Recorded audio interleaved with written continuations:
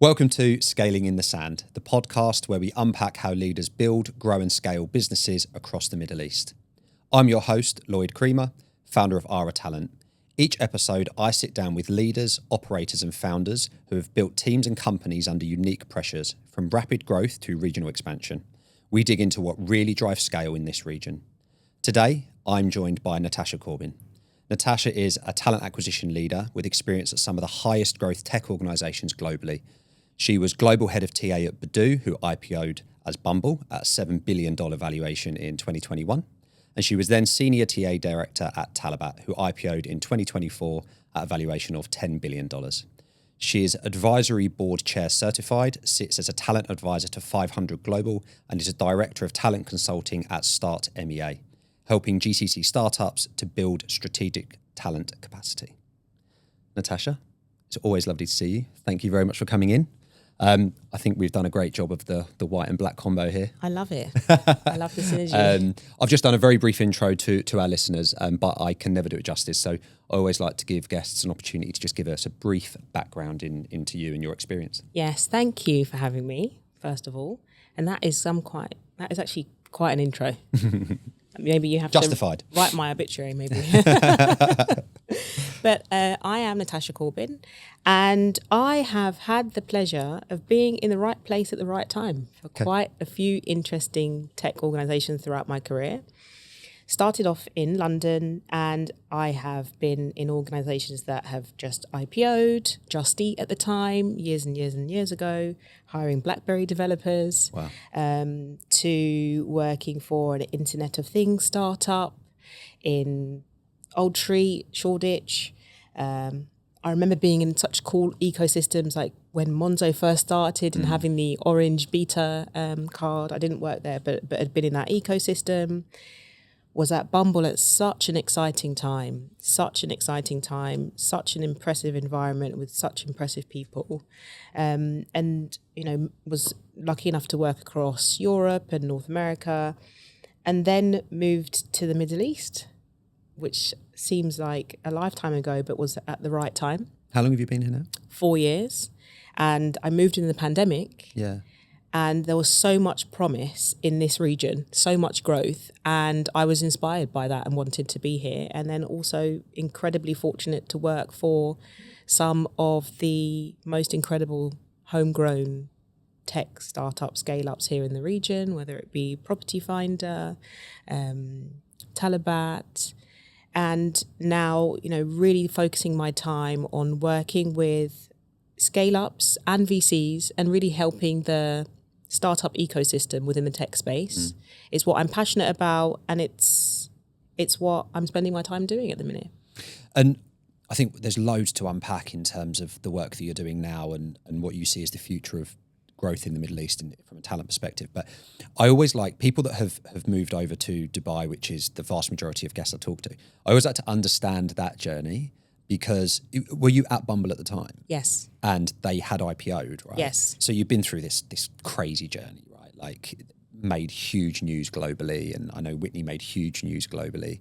And then this property classified ads business that I guess you probably never heard of from the UK come knocking on your door, but tempt you to come here and leave one of the greatest kind of tech startup and exit stories there's ever been. So what?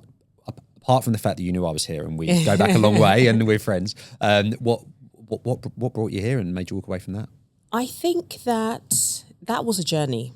It was a journey, and in that, just under 3 years time period, I felt like I lived a million lives because there was so many transitions within that organization.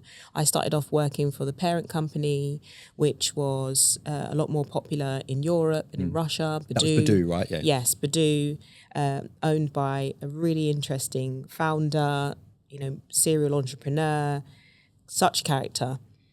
And then that business transitioned to be acquired. So there was an acquisition process and that getting ready for that, and the kind of talent piece that was needed there. And then the IPO was just a spectacle in itself, right? And then what's next after that happens, right? IPOs and public listed companies have different strategic directions, and what does that mean for what I want to do moving forward?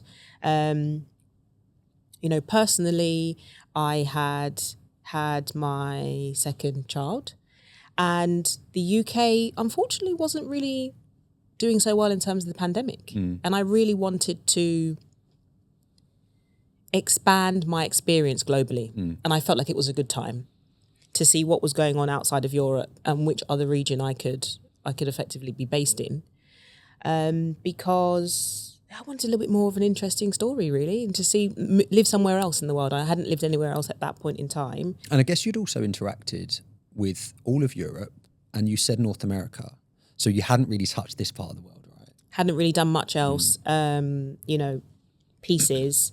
I worked for a company that was part of Group M, and they had an Asia region, and I had touched a little bit on that and just found it incredibly intriguing and really wanted to see what was next and where else I could go. I did a bachelor's in international business 100 years ago, and I just really wanted to I was really interested in global business and wanted to see what's next in other regions. And the Middle East was just booming at that time. That all of the growth kind of trajectory was focused here, and that was what kind of spurred the choice. And then, Property Finder was one of the stops along the way. It was really interesting because I remember so clearly for our listeners and viewers, Natasha and I have known each other for 13, 14 years or something. We worked together at a company called Console Partners, which is an agency in the UK that we used to work for. We hadn't spoken for a long time. You had moved on to different things. I had obviously moved out here 10 years ago. And then one day a LinkedIn message pops up out of nowhere, and it was you. I said, lovely to hear from you. And little did I know what you were asking me about was some thoughts on the region, because you'd been offered this job by Property Finder. And then obviously fast forward a month or two and you're here. Yeah.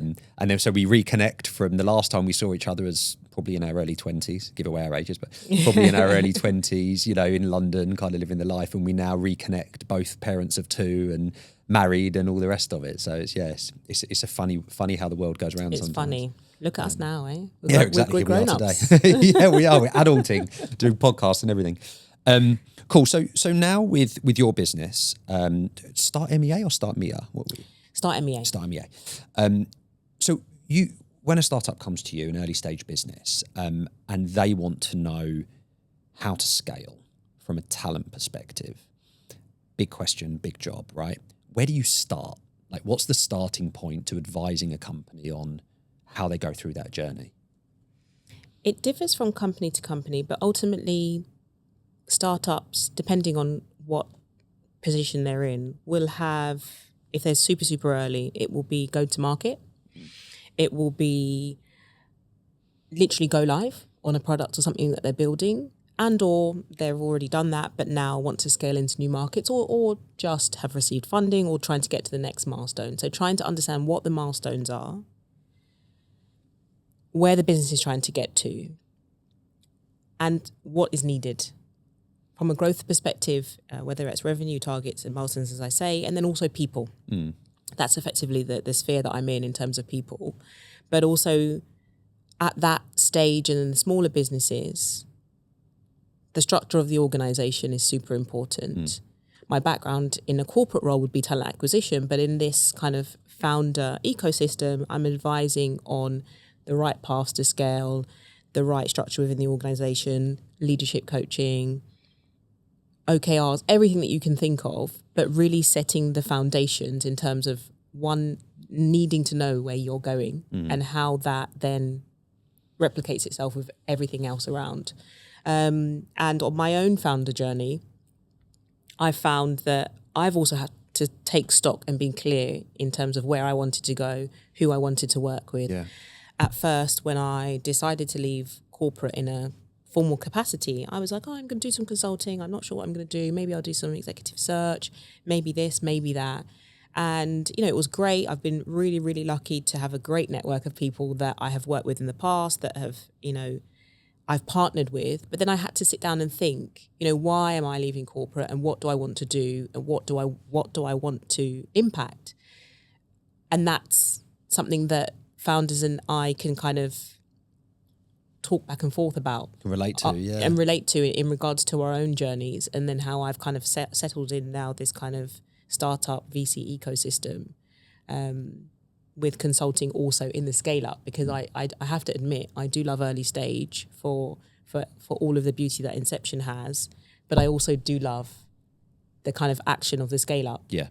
And quite frankly, people wanting to replicate some of the things that I was able to do for some of these other organizations. So yeah. And obviously what kind of scale did go back to Bumble, Badoo, what kind of scale did that go from and to during the time you were there, just to give us a bit of a perspective? Yeah, so it was below 500 at the time and well over 1,000 by the end. So it's doubling at that time. It was quite a lean business. Yeah, and it's lean actually. So impressive.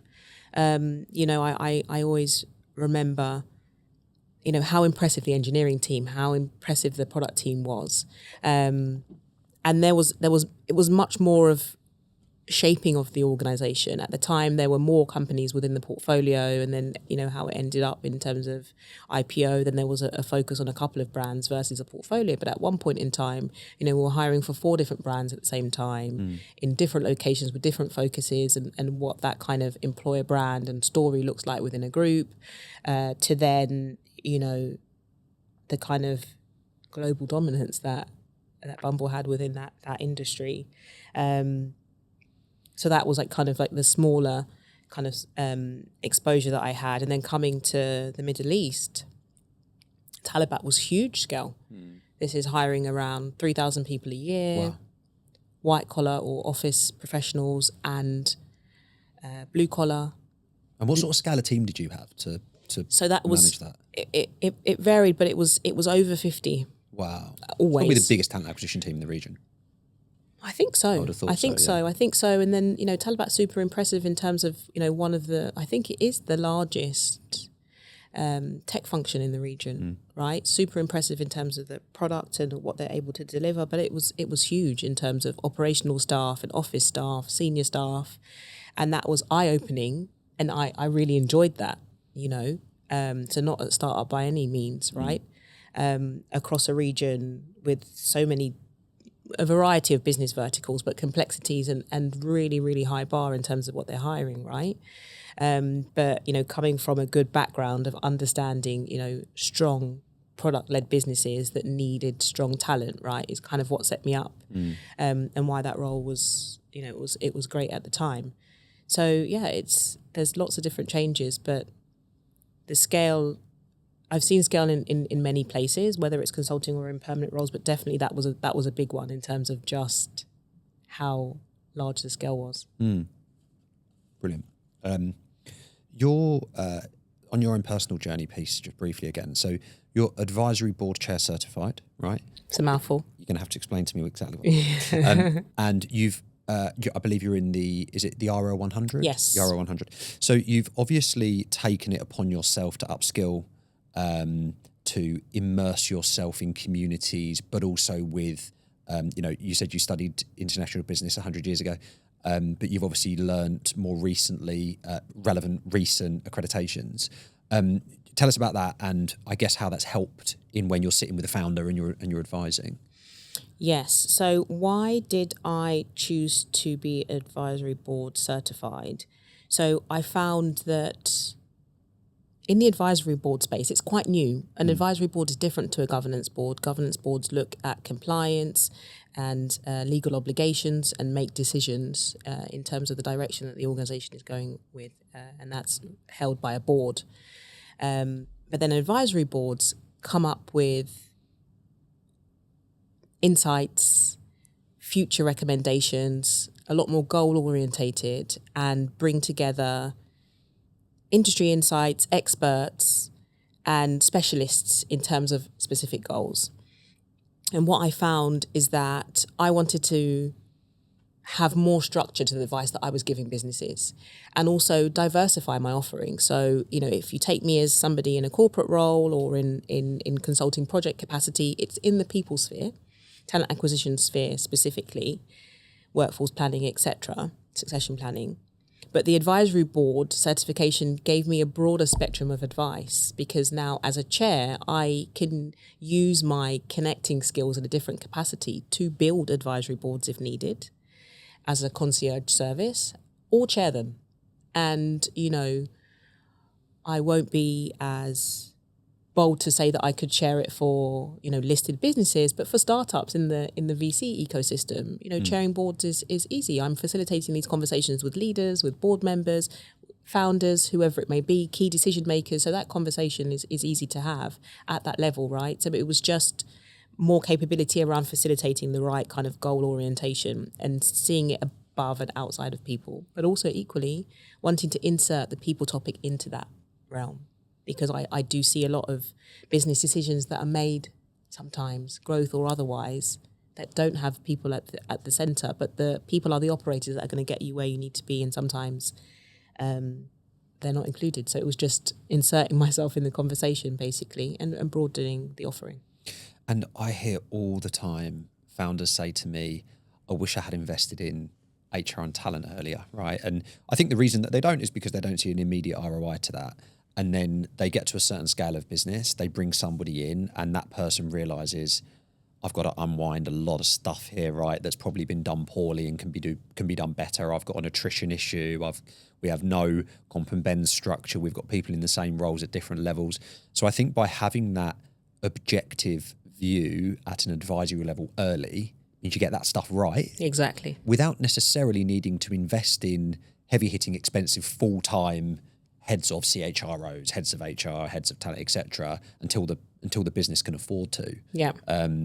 Which I think I can see the value, massively see the value. Yeah, definitely. And I think that's why I wanted to get into the kind of VC and incubator space, because then you get to influence it much early on. And then one of the things that I've found is, for example, I am hosting a couple of incubator founder sessions with 500 Global.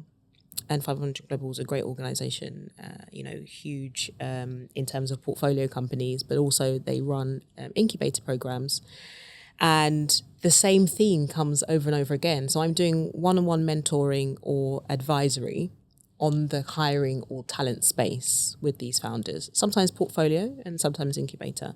But the same things are coming up, as you mentioned, compensation, engagement, performance, etc., so on and so forth. And these are playbooks that are widely available and used within people functions, within larger organizations that have bigger teams.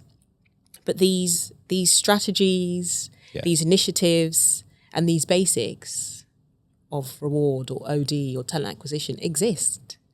And people are struggling, or organizations or companies are struggling on their own, not realizing that the themes are, running across all of these different organizations. So I take, a lot of pride and pleasure in connecting the dots and saying that you're all struggling with the same things. Let's help. Let's have these sessions on hiring 101. Let's have these sessions on why you need to be clear on what your org needs to look like, because things will crop up later, etc., and so on.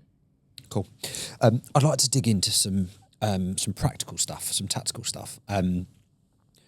One of the challenges that comes to me all the time is this balance that businesses have when they're scaling up between speed and quality.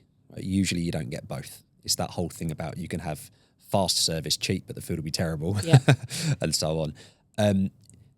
When Talabat, I think you said, were hiring, was it 3,000 people over a 3-year period or whatever it was? You're talking like multiple people per day being hired into the business, doubling the team from 500 to 1,000 at Badoo and so on. How do you build interview processes and hiring processes that are able to cope with that pace? So they've got to be quick, but they also need to remain predictive of success on the job.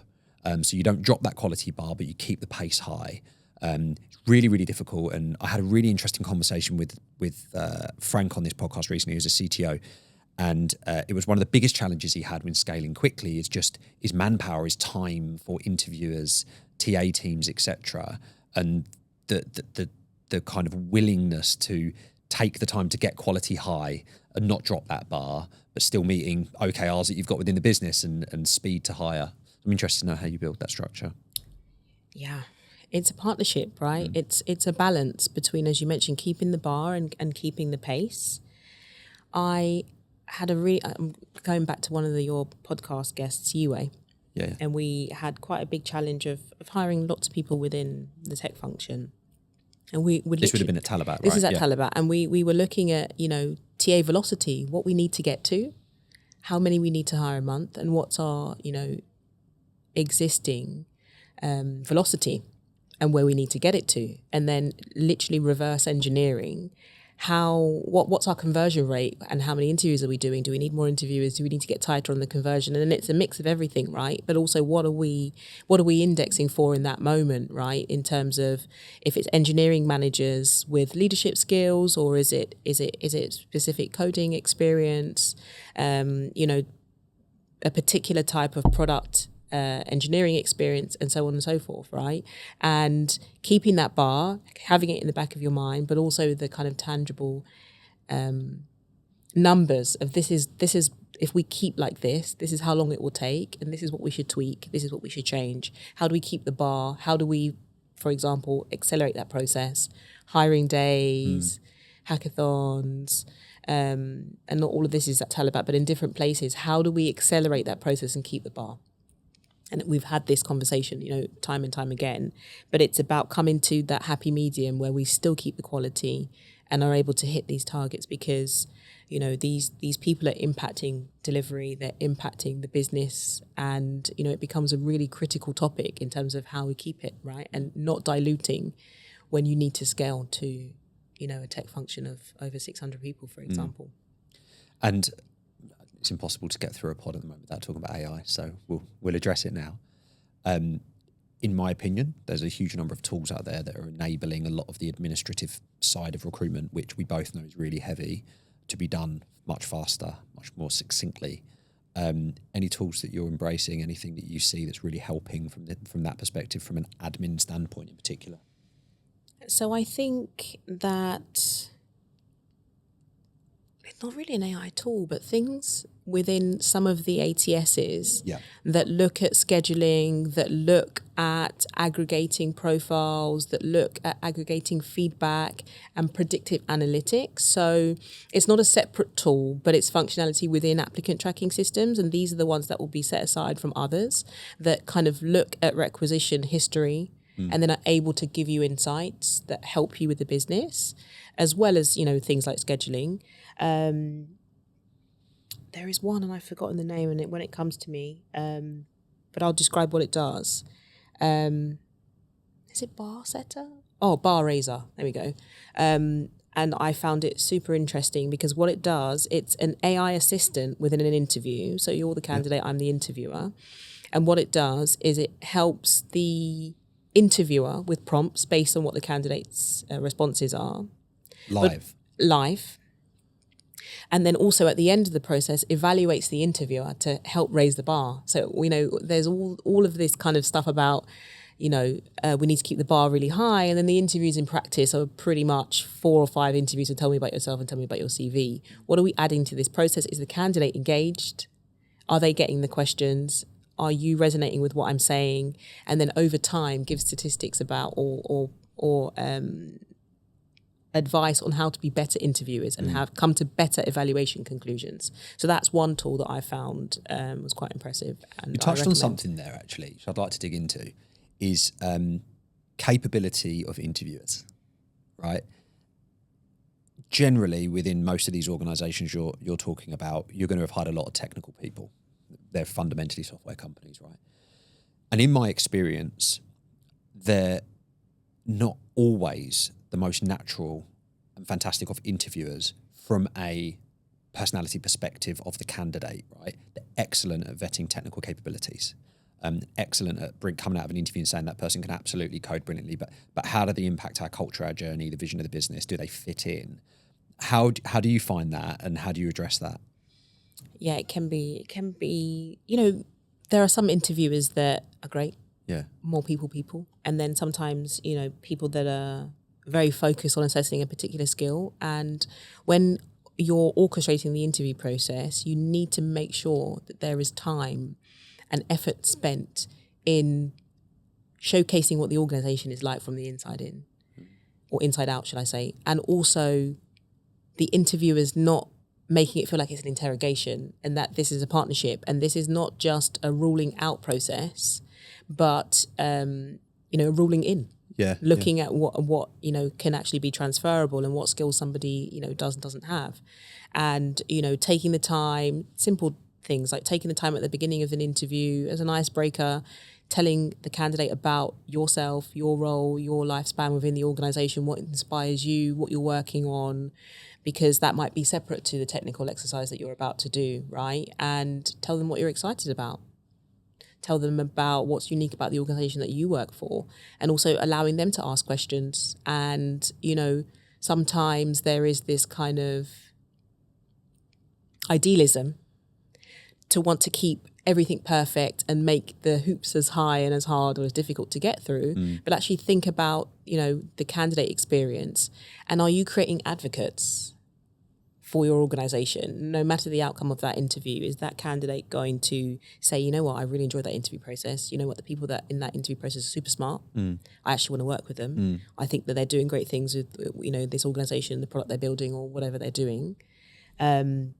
Because then that creates a ripple effect, and you want people to come to you as an organization and want to work for you. And also every external interaction is an opportunity to create an advocate. Everyone you speak to about what you're doing in your organization could then go and advocate on your behalf if they have a good experience.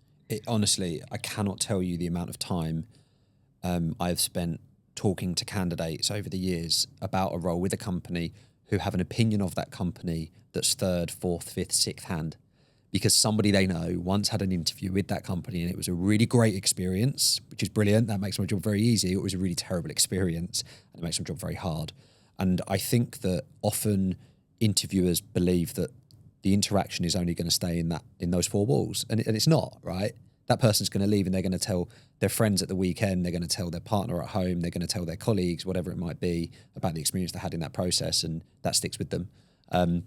Leads me on to a point I wanted to talk around employer brand and employer value proposition. I've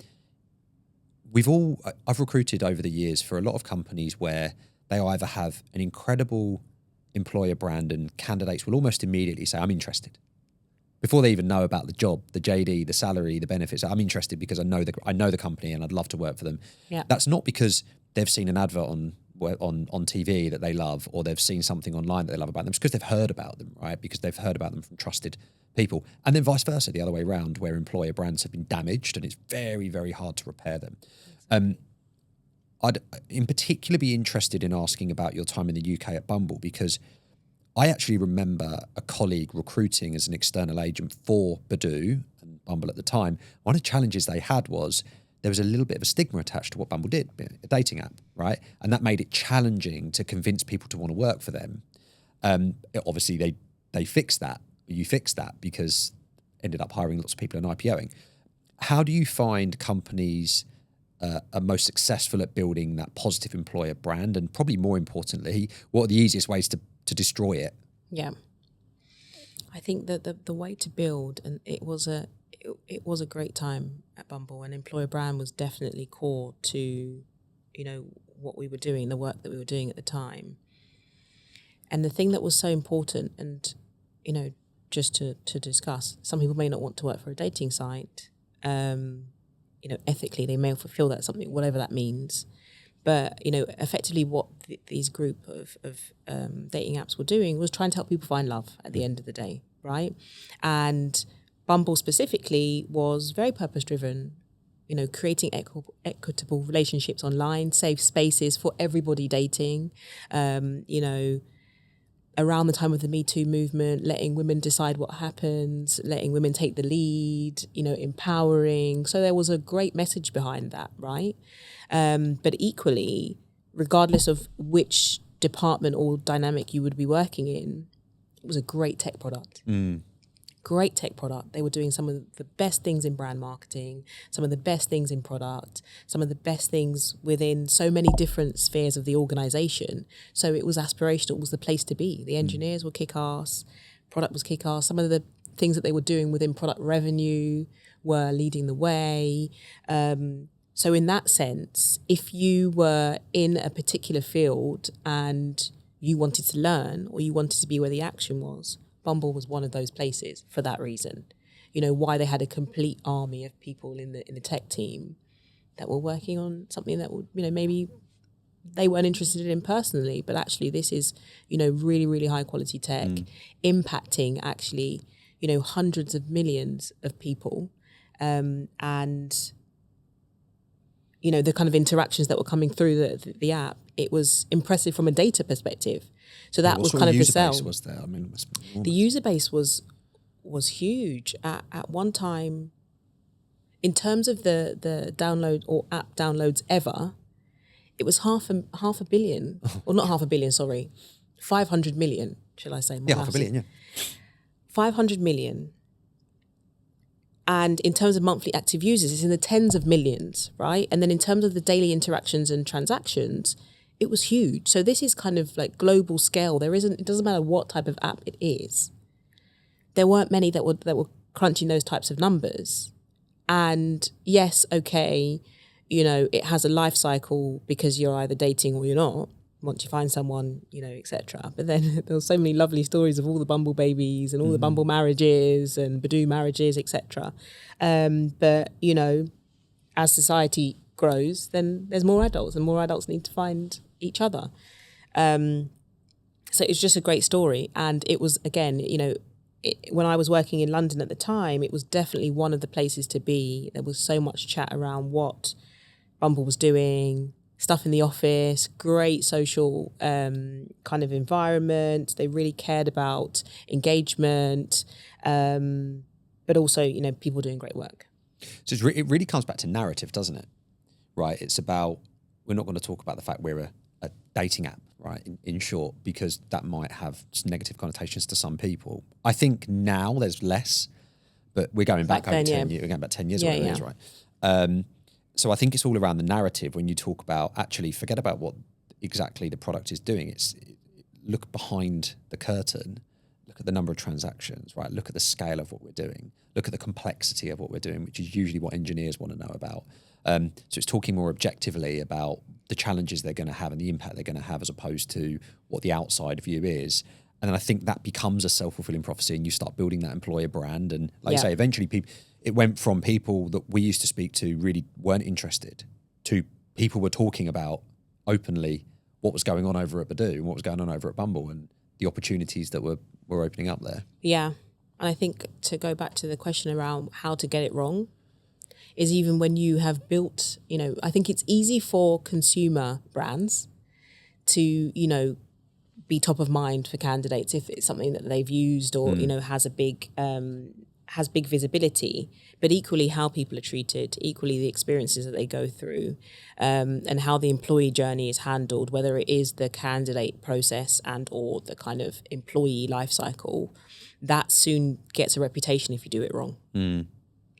And that can, we all have seen companies that were great at one point and then were not so great, whether they're having a reputation for hiring, all the time, then firing, or unable to keep people, for example, or just having, really lengthy, pointless hiring processes. It all comes back, right? And there are certain companies in the region, or, bad culture, for example, and not fixing that, not addressing that. And then that becomes things that people talk about and know that warned, it's probably not best to go there because of, umpteen experiences of people in my network that have had and that they wouldn't go back, I want to explore a little bit around the differences between, you said you've been here 4 years. So the differences between scaling a business that was primarily across Europe and North America to scaling businesses that are Middle East focused, right? So Property Finder, Talabat, both very Middle East focused. I know Talabat are part of the larger Delivery Hero business, but Talabat's very GCC focused, same Property Finder. What can businesses, actually questions two way, what can businesses here learn from the way that companies have done this over the past decade, 15, 20 years in Europe and the UK and perhaps aren't doing here? But actually, interestingly, I think we always talk about what can this region learn from that region. Actually, what could those regions learn from this region? Because I'm sure you've seen differences. Yes, I have. I think that from Europe and further afield, obviously large corporates, right, in terms of scale, a little bit more structured sometimes, and HR or people functions having a stronger seat at the table. That's something that I had seen in my career, no matter which industry it was, whether it was agency or in the corporate world.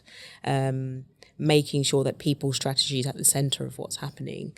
Even if it's driven by legislation, whether it's GDPR or the various different European and American legislations around employee rights. That's what I would say. And that kind of culture that drives accountability. In Europe. Yeah. And then what I would say that people further afield can learn from the MENA region is just the tenacity, the pure tenacity, collaboration, just very trusting cultures. And I would say that actually complexity and diversity, if you think about, for example, me having to hire in any of the organizations across Europe, let's say that it's Europe specifically, outside of the UK, we're all dealing with one currency. It's all euro. The kind of movement of people and all the legislation is exactly the same. And then you come to somewhere like GCC, and yes, with different currencies, different dialects within Arabic, different legislations. I remember I was going through a very, very big transformation project with an ATS and just trying to explain to our European counterparts that we're in 8 countries in this region and there are different things that need to be included on the offer letter and however many, 8 different currencies. So then actually how they overcome those hurdles of the diversity and the complexity within their business structures, and they just take it in their stride. Yeah. It never becomes a bottleneck. That's never an issue of the different legal obligations in every single country and the I think it was 62 offer letter formats we had to do. That's ridiculous. I think as well that it's such a unique place when you talk about diversity, right? It just lends itself to being a diverse country. It has to be. It's 90% expat populated. We've got people from all over the world, all different. I mean, just in the last 3 guests I've had on this podcast, all from completely different backgrounds. And I love that. And I think that in the UK, one of the things we often had was companies would say to us, I'm sure you had this as well, we want to diversify our talent pool. We've got too many people in this particular box. And so we want to grow that level of diversity. But it was challenging because there wasn't necessarily a pool there, and it wasn't as easy to pull talent in from all over the world. Yeah. Whereas here, we can pull talent in from absolutely everywhere. So you've got gender diversity, nationality diversity is far greater.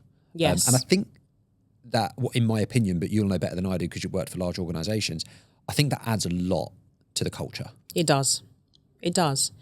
And I think I came to the UAE when it was already quite diverse. Yeah. And it was pretty much a finished product in terms of people wanting to move here.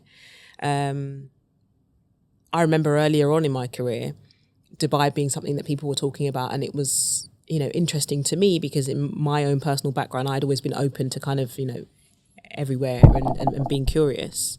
But it's definitely a unique selling point because people want to come here because of how multicultural it is, and it's the new melting pot for sure.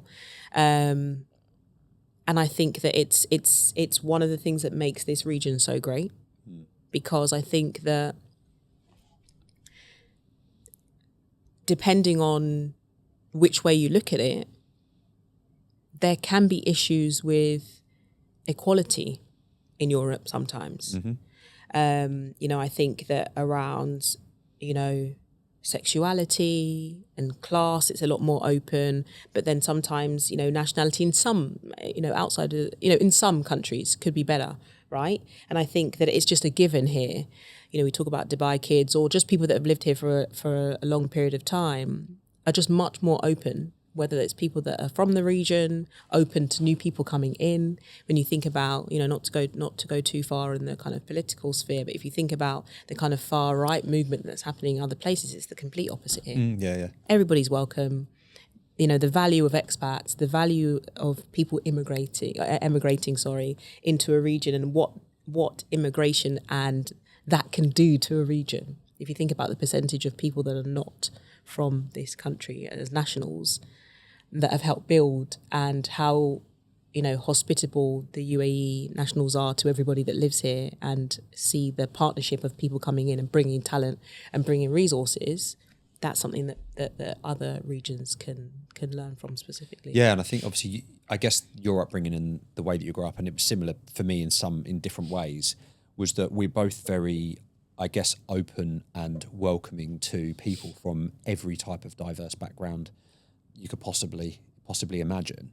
I grew up in a very typical white middle class town, and had, my stepdad was Jamaican, and I had mixed race brothers, and so that was so unusual in our town.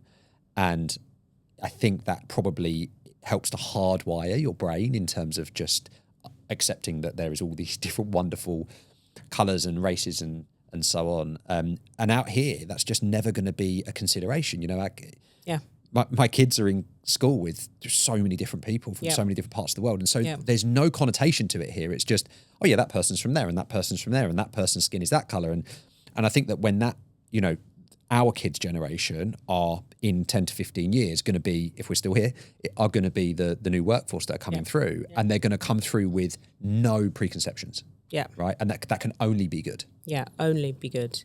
No preconceptions, but actually be global citizens. Yeah. Really, really understanding, one, to have empathy, one, to learn about other parts of the world.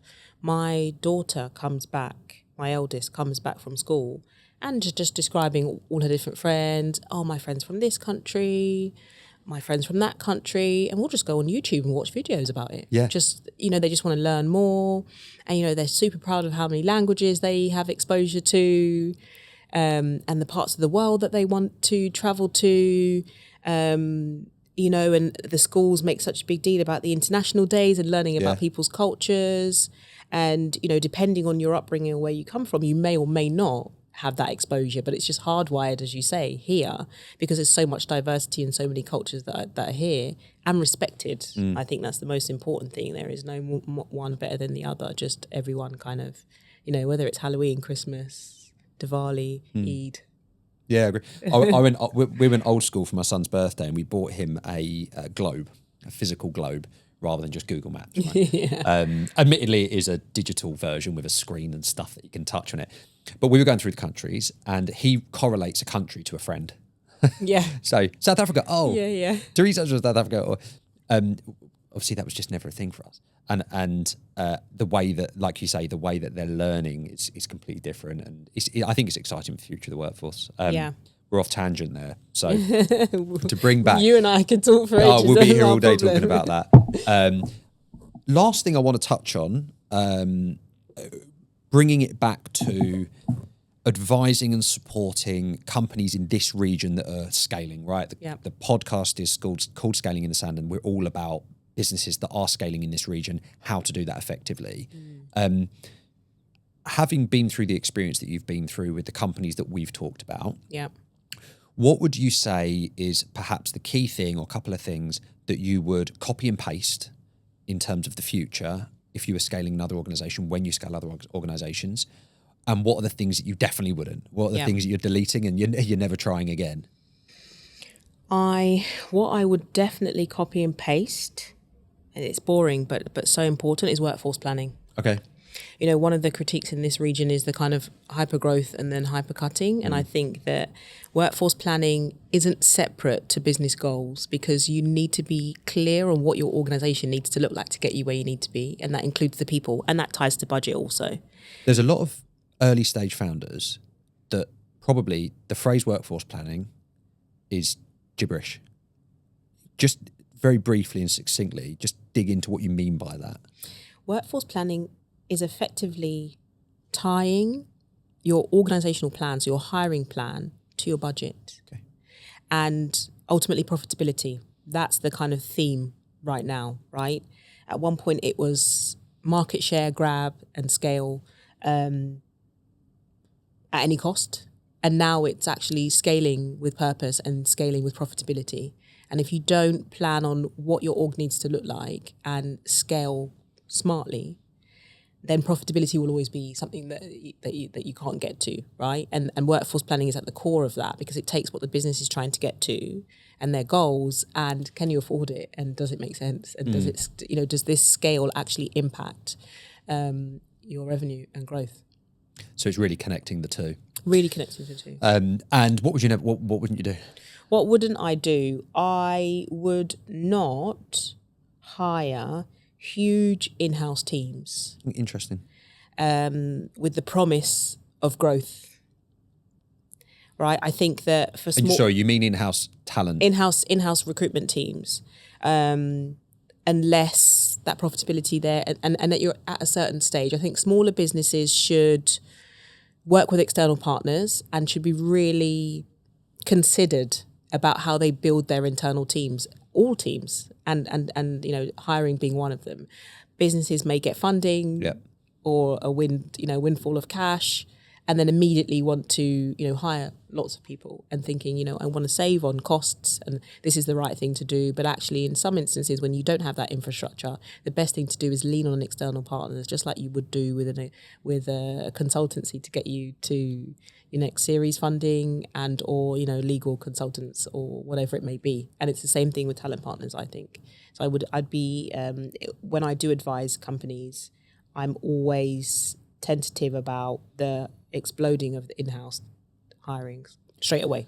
I've seen so many examples over the years of when a company typically needs to cut cost and they know that they're going to be reducing headcount, not increasing it.